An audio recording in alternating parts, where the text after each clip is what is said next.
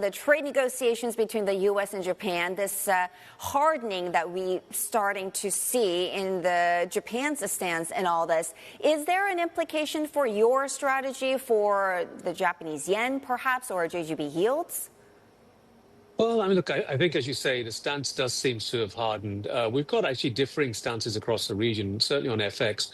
It seems like Japan obviously want to push out the view that FX is not a discussion point. And I think, look, dollar yen itself continues to move lower regardless of this. And this has been the case in recent months. And a lot of this is due to whether it's safe haven demand or repatriation from the US, or just other factors that continue to drive the yen because it is an undervalued currency.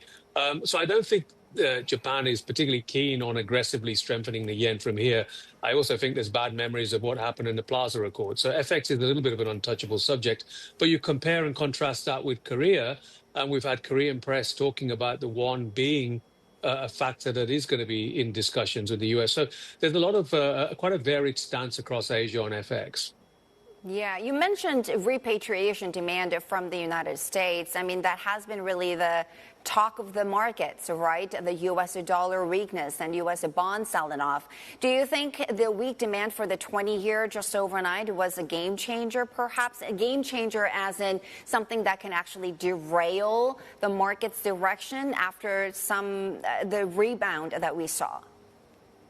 Well, look, I think I just looked back a few weeks ago. It did appear that the US kind of blinked when Treasury yields pushed higher, and we then saw the pause on tariffs, and markets then rallied after that. And we are kind of approaching that sort of picture right now, right? There are market concerns about fiscal expansion. There's been a lot of independent forecasts that we could see $3 trillion plus added in the next 10 years to the US fiscal deficit from this bill that's going through. So I think markets are clearly focusing on this. It is a concern. We don't think it necessarily means you see a rapid withdrawal of capital from the US. It's probably a long-term withdrawal rather than a near-term move. But yes, I mean, look, as you said, the 20-year auction didn't go particularly well. That's hurt markets and reinforced these concerns. Can we talk about potential relationship? I mean, the dynamic between the U.S. bond market and what's happening in the Japanese market, because some were actually pointing out that this JGB yield, JGB sell-off is a bigger problem for the U.S. Treasury market because that actually makes the Japanese assets more attractive for local investors. Do you think that can drive further outflows from the U.S. Treasury? Well, look, I think when we look at the flows into U.S. Treasuries, the latest data seems to, admittedly that's to March, but does show reasonably strong demand continuing for Treasuries. In fact, it was China that sold in March. Custody data seems to show as well that foreigners continue to hold or not really withdrawing from U.S. Treasuries. So we're not necessarily seeing a quick withdrawal from foreigners from U.S. Treasuries at this point in time.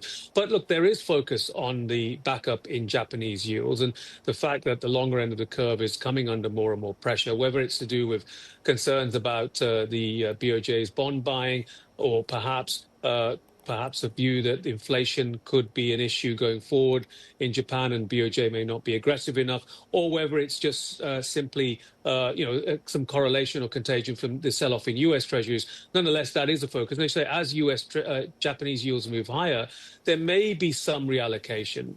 But again, we would argue that it's not significant at this stage. And we're watching the G7 meeting, the third round of the U.S.-Japan tariff talks as well. And in the meantime, we've got the Japanese yen at 143.47 per dollar. Do you have a level that you have in mind? I mean, the direction has been pretty clear so far this year. Can anything kind of change the direction, or does it continue in this trajectory? Well, I think part of this move in dollar yen has been safe haven buying. You can also argue that Swiss franc has seen a similar sort of move. And I think what you would probably need to see is an improvement in global risk appetite, right? Equities in the US did bounce back, but now we're worrying about bond markets. So, worries about geopolitics, worries about US policy gyrations. There is that concern in the market, or again, whether inflation because of tariffs remains an ongoing concern and central banks don't react to that. So the yen has benefited from all of this in recent months. And of course, a broader backdrop has been a weaker dollar. So you'd need to see some stabilization in the dollar, perhaps even some turnaround.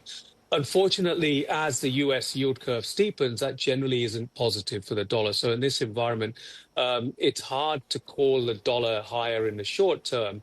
But again, we would argue that our sentiment positioning indicators are still very negative, very stretched, and we've perhaps seen a lot of the bulk of that dollar selling, at least for now.